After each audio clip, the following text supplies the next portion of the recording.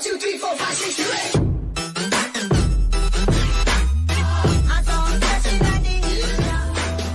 8. Hey guys, it's Dominic508 here back with another video, and today I'm going to be showing you guys how to fix the drift on a Pro Controller or like any controller that you have that can't really be calibrated. So, I mean, a Pro Controller can be calibrated, but if you have a controller that can't be calibrated or a Pro Controller that's really not working by the calibration, then this is a little video that can help you. So, what you're going to want to do is you're going to want to get a Q-tip. Now, you're going to want to get this Q-tip wet.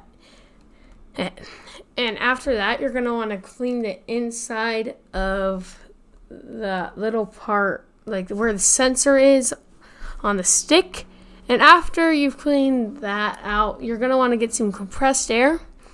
And then you're just going to blow around the little sensor to get rid of all the extra dust that you didn't get out with the Q-tip.